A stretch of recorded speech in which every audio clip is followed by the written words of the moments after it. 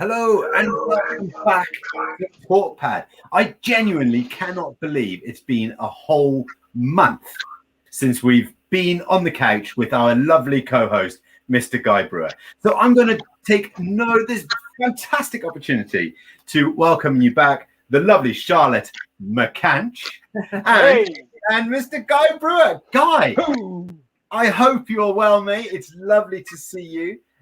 This is your moment. This is the most famous moment of TalkPad, your introduction. So, Guy, please introduce our fantastic guest. Well, welcome everybody, and welcome especially to Ed Hollands, our amazing guest. And Ed Hollands is from Driven Media, and he is a managing director, I love that term, of many years standing of his company in Derby. He is also a public speaker where he shares the story of his fascinating journey and experiences as a young entrepreneur, his successes and failures, his legendary Dragon's Den encounter and triumph. And in this way, he inspires others of all ages to follow their dreams. He has been a sports coach and a soul trader. There's a story here waiting to be told about dodgeball, I think. Ed has a first-class degree in business studies from the University of Derby.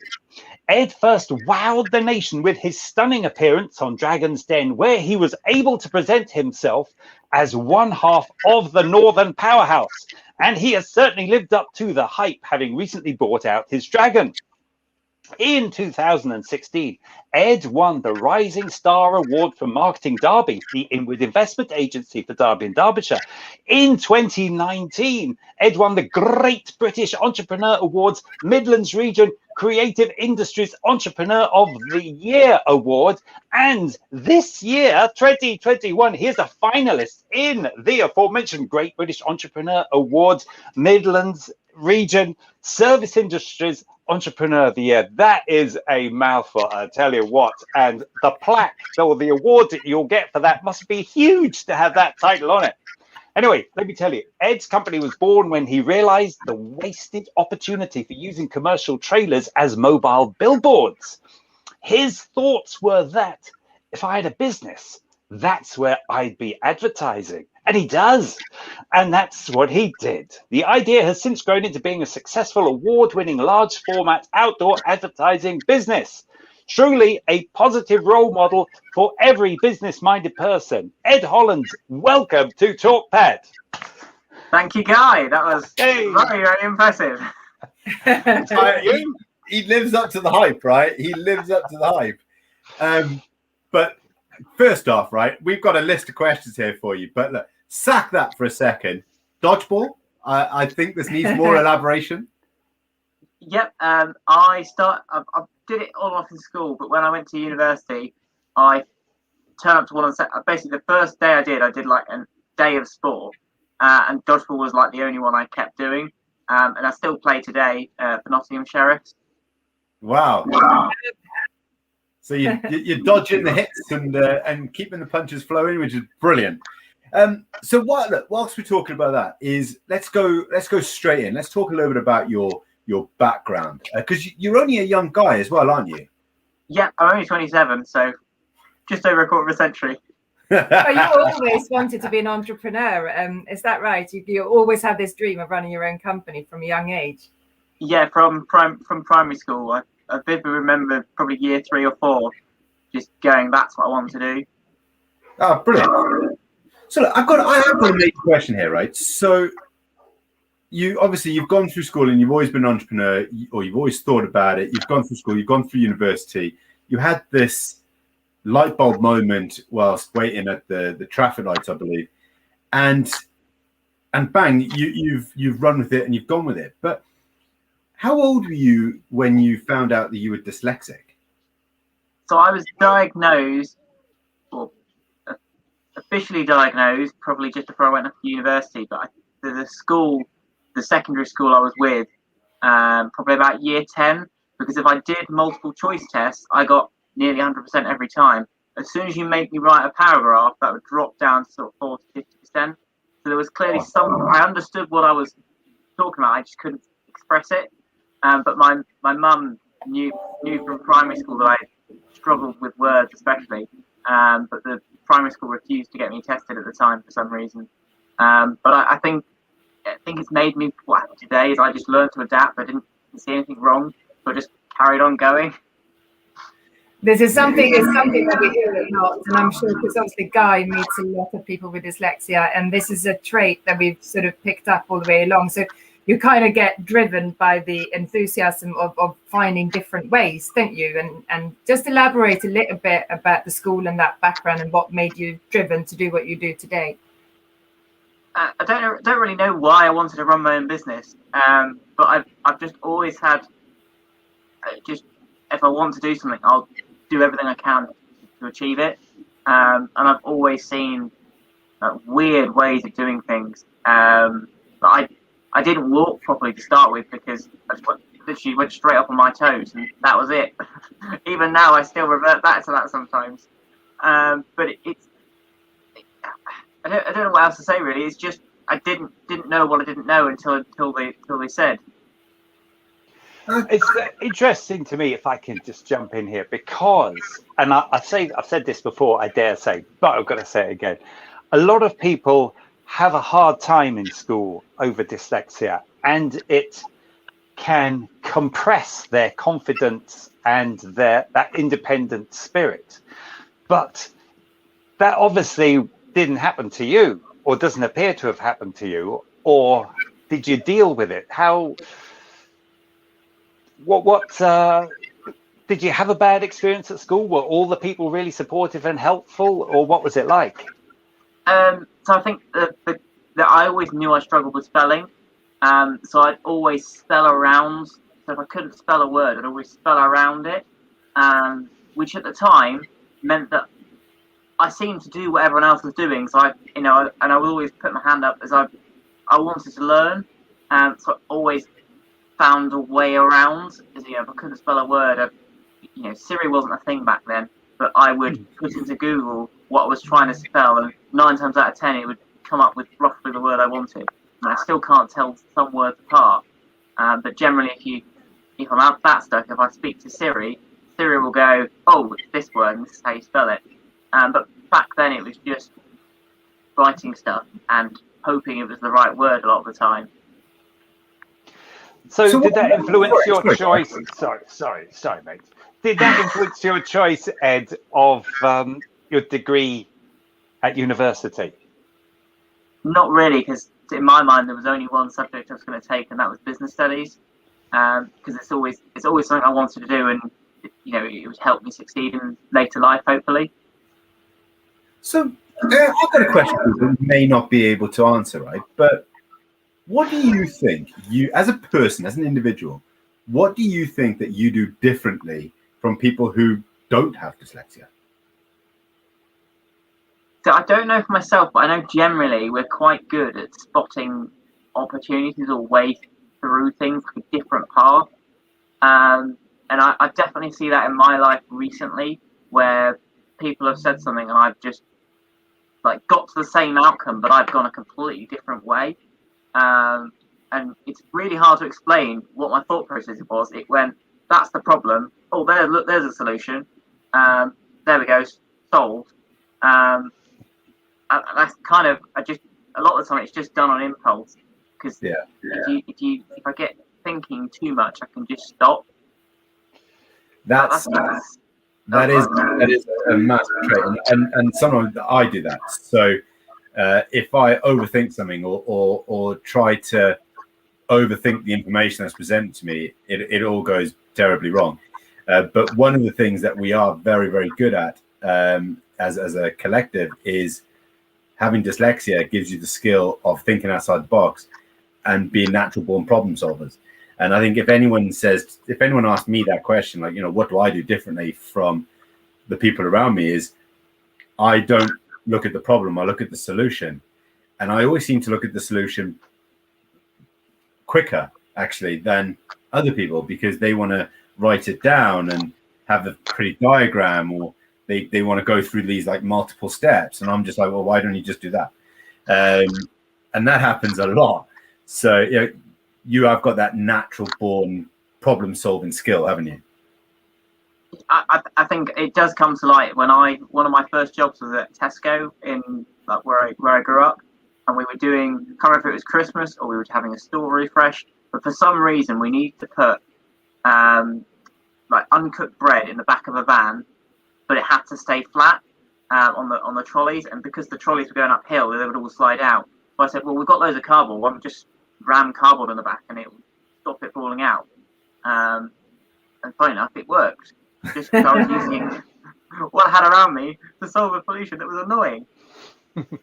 And yet, there were plenty of people there that could have probably thought the same thing, but for whatever reason, didn't. It is strange. I do find this very, very strange. I find it really interesting as well. Yeah. I think I've got to say this. I think that it's something to do with that problem-solving thing that you have to do all the time if you're dyslexic anyway. So you see a problem and you think, let's find a solution. Whereas us neurotypicals, we look at the problem and we think, ooh, I wonder what the solution might be. It's probably something complicated. Let's get the pen and paper out and write a plan. And then we do it in a very kind of logical, sequential, left-brained way, and probably form a committee to get a bit of support because we're not sure. Whereas people with dyslexia, in my experience, just go for it and do it, and they see the solution and it's done. We're generally held back by you neurotypical people who want to have a whole committee meeting about it. Yeah, because we've dominated the world, haven't we? We do this thing in maths, don't we, where we say, show you're working. And you get marks for showing you're working. And you think, what's the point of that? You're supposed to have marks for getting the answer right. But no, show you're working. And, you know, it's well, that was the problem, mate, because I didn't have an answer all the working on my maths. but what I find talking to people is that that's also old-fashioned now, isn't it? We are in a fast-paced, changeable world where you need people who can solve problems and come up with new ideas and apply them fearlessly. So this opens up actually a really good question for Ed. Ed, you're dyslexic, you understand neurodiversity, but let's look at the people around you, right? So obviously, your condition impacts you and also those around you. But what do you do differently, or what do you do to accommodate the needs of people around you that either work with you or work for you, that either have dyslexic or any other neurodiverse condition? Do you have, with your understanding, do you then put in different things in place for those people? So I've got a small team at the minute, and it's mainly between my head of marketing and myself. But I try and work around her because I want her performance to be the best. So we use a Trello board, and it's taken me a while to work out like not everything on the Trello board needs to be spelt perfectly in this perfect order, because she's so good at just taking, I know what you were trying to say, this is how I would say it better, which for me is so much less stress. I just brain dump into there and it comes out, 100 times better what I'd eventually have come out of doing if I'd spent like 10-15 minutes on it. So I think I try and, I'm probably doing the problem solving bit around people. I'm trying to make the problem that I really struggle to spell and put sentences together disappeared, because I'll try and make it easy for you. Yeah. Well, that something else. This is another common trait of dyslexia, that actually is making everything easier for everyone else. But I have someone very similar to you. I have a Charlotte, and I just literally write everything down, and then Charlotte interprets it. And actually, I'm the creative one, and Charlotte is the one that then puts everything in an order of some recognition that everyone else can kind of see it. I want to ask you a little bit about your motivational speaking, because obviously it's a circuit that I work in as well. What is your message? So when you go into into an event or into an organization, what is it that you talk about? Is it about dyslexia? Or is it about your journey through business? Is it about your struggle? What is your message? Generally, I don't mention dyslexia at all. It's just, where I started, what I did to have the idea for Driven Media, Dragon's Den, the experience, the working with Jenny and other investors. Haven't quite yet spoken about the buyout and how that happened, but it is just my story from start to finish. What I've learned. I don't think really people understand dyslexia. If you've got dyslexia, it's great, but if you don't, I think they see it as irrelevant. They don't understand that sometimes it's a lot harder than it actually is. Yeah. Yeah, but I think as well for you, which is what I love, the TalkPad podcast is all about talking positively about dyslexia, because your ambition and your drive just shines through, even though we're sitting on a screen at the moment, of course, but you don't seem to have any thoughts that it's been a hinder for you. Instead, it's been an inspiration to do better and see solutions out of problems quicker than everybody else. And I love that. So what do you think you would give a message to people who may be struggling in school and maybe are not so positive about their dyslexia? What would your message be to those people that are listening? Especially when I set up Driven Media, I did struggle with it because obviously spelling and word, how you structure emails and things is important. But find ways that work for you. Everyone's different. So there are tools now that help you be more productive or better. So there's Dragon or something that you can, if you struggle to put things down on writing, you can speak it right for you, or puts in a Word document. There are screen readers if you struggle to read quickly. I know my wife she's dyslexic as well, and she really struggles to read. So she needs complete distraction free if she's going to read. But the way around it is, if I read it to her, she understands it so much better anyway, a lot of the time. That's interesting, actually, because we've had a couple of members on here now, haven't we, Guy, that have used equipment available to them, such as screen readers. Well, do you know what, folks? Here's the thing, right? The point of it is that it doesn't get rid of dyslexia, but it saves time, because you can spend ages reading and rereading stuff. This is my experience talking to people. They say they spend all this time reading it, trying to soak in what it's actually saying. Takes forever. And likewise, when you're writing something, you've got to keep checking it, because the grammar Nazis out there will criticize you. And I hear it all the time. And you bully other people over spelling and things like that. And so this assistive software, it just saves all this time. And as Ed says, if you have it read to you, then it sinks in so much more quickly. And interestingly, I met an astrophysicist once with dyslexia, and what he used to do is he'd do his experiments all day long, and then he would open up his laptop and use the Dragon dictate to outpour all his thoughts and ideas, because once he got them out of his head onto the screen, then he can fiddle around with his laptop and edit it all. Saved him a huge amount of time. So but they're tools, aren't they? You've got to find the right purpose for them. But since I've got the floor, as it were, let me ask you this thing, Ed. Now, if you do inspirational speaking, you're not mentioned to people that you're dyslexic, and I didn't find anything on the internet that you were dyslexic.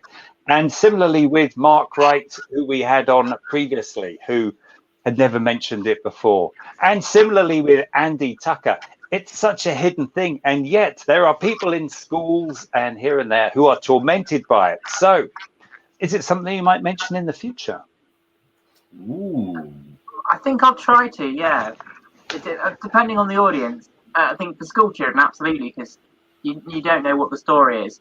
But it's finding that relevance, I think, is at what point can you bring it in?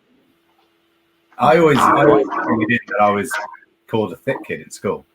So I use it in all my talks. But that's because it is relevant to my talk as well. So, it's about, for me, it's not saying, look, I'm dyslexic, look what I've got. It's about saying, actually, look what I've achieved.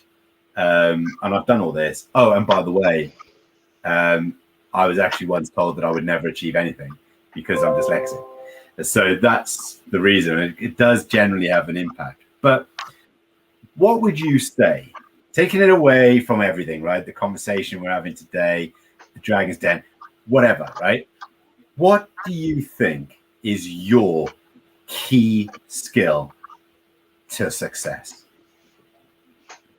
I think I just don't stop. Like if I see an opportunity, I'm going to go for it. It doesn't matter what people say. I believe it's going to work. So until I believe it's not going to work, it's going to work. Yes. I don't know if that's dyslexia or just. I was just about to ask Guy, is that a dyslexic trait, Guy? Well, I don't know. I think it's so difficult, isn't it? Because when you talk to people, when we have this talk, it's about dyslexia. There's so much dyslexia stuff, but we are all made up of so many different facets, aren't we? And our upbringing, our background, and our culture, and all this sort of thing. And what our families are like, and our friends.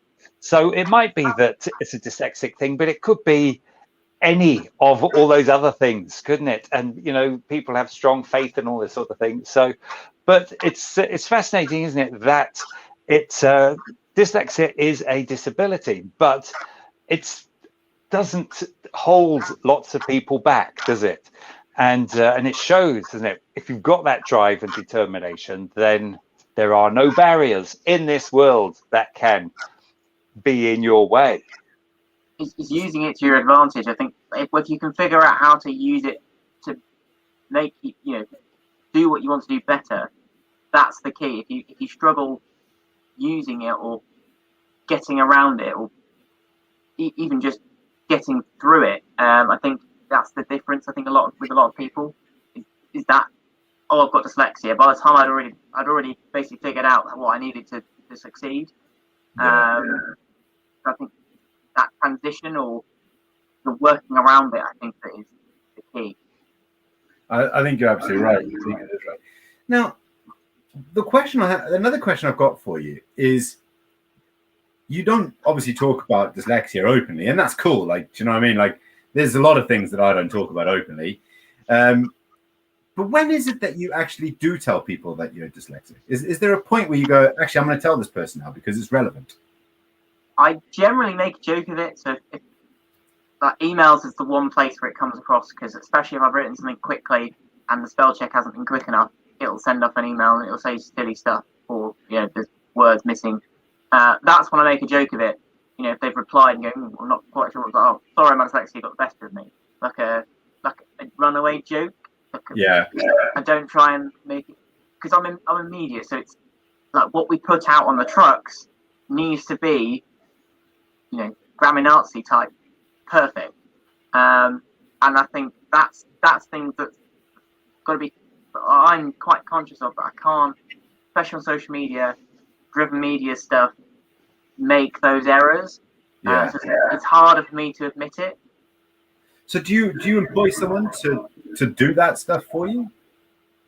Now I've got Selena, who's looking after my marketing. She does an awful lot of the social media. And even if I'm going to post something on LinkedIn, she will just make sure that what I'm saying is actually what's on the paper.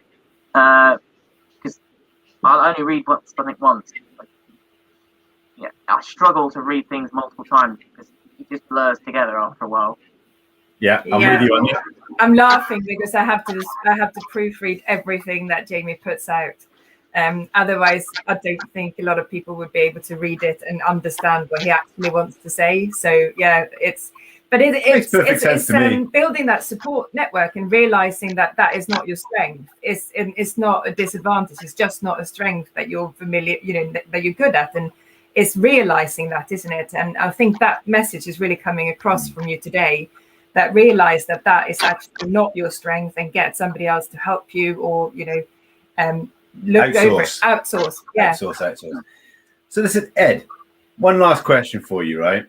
Because you're super successful, you're a motivational speaker, you've got a very successful business. You've bought out your investors, you're doing what you want to do. The stories just keep rolling in. You play dodgeball, which is awesome. But what is the one thing out of all of that? What is the one thing that matters to you most? I think it depends what stage you ask me. Like now, what matters to me is, basically my words. If I say we're going to do something, we do it. Mm. Whereas if you'd asked me, especially mid-COVID, it was just, I've got to survive no matter the cost. And I think COVID's done a lot of that because it's completely changed relationships. And we work in office, now work home, and now I've got to fit in my work around kids and life. Now I'm much more of, especially in our industry, it's not got the best reputation, or it didn't when I started. So for me, it is if we say we're going to do it, or I say I'm going to do it, it happens. And it's harder the bigger you grow because there is communication issues, and just it takes a little bit longer to do everything. No, good answer. Good answer. Listen, at some point we have to end the show, right? So it's at this point that I always come to my co-hosts, because I'm not going to lie, Ed, shutting me up is the difficulty, right? So I'm going to fly over to Charlotte and say, Charlotte, have you got anything else for the lovely? Not at the moment. I'm going to have a little think, and I pass it over to Guy for now. Yes, I have some questions prepared, Ed. And so, firstly, I'd like to say, as an observation, I love the fact you've got a whiteboard in the background, because they are great things for putting ideas on and making them visual, getting them out of your head and doing something with them. So good work. But what I want to know is, what are the advantages that you have over your competitors, do you think? In terms of with dyslexia, or as the business? Just, what is it? Because, it may be a dyslexia thing, it may be something else completely. I just wondered what you felt made you different from people in the same line of work. So everything we do is about accountability. So all of our trailers are tracked. We're very open about the data. So every week, advertisers get a report that basically says, truck A did very well, truck B did nothing. Because it's right there in black and white whether the trailers are performing or not. And I think that's what we do really, really well. Aside from the social media, which is, we're the only ones really shouting about the medium and the campaigns. But I think the data that we can provide advertisers is just it's something that if someone came along and did, it would take them time to develop the data and get the data out. You see, that's really interesting, because I think that might be a slightly dyslexic thing, because the people that I talk to with dyslexia and other associated conditions are invariably incredibly thorough in what they do. So that might mean that it takes them ages to do the job that they want to do, and their manager may not like that. But thoroughness is a thing. Also, integrity, wanting to do a good job because that's the right thing to do, comes across hugely as well. So who knows, you might be driven by dyslexia as well as everything else. Well, I think we'll have to see in the future, what developments we produce, and see where they lead. Yeah. What were you going to say? I was going to ask you, Ed, because I know that they kind of refused to get you tested when you were in school. And what would you like to see as changes in the school system? Just a brief sort of, to be able to help people so they don't struggle and they can sort of have the same inspiration and make it into something positive like you have. I think that's tricky, because it's very, very easy to get labelled, and when it's not quite the right thing. I did struggle in primary school, but I think in that switch from year 6 to 7, is I kind of worked out what I was good at and what I wasn't good at, because I was really good at maths and science. English let me down. All I needed in English was a C. That was what I was aiming for. So I think it's just supporting them in what they want to do, because you can try and get me to a spelling test, I'm not going to do it, because I just didn't even bother trying, because I knew even if I tried, I wasn't going to do it. And I think it's very. I don't think dyslexia is very good at academic things, especially if it's around writing.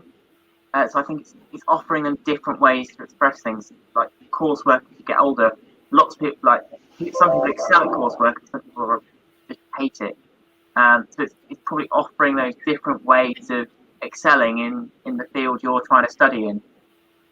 A great answer. I think it's an excellent way of looking at it, to see all your strengths and get support in those, rather than focusing on being labeled as something. And I think that's a great answer. So thank you for that.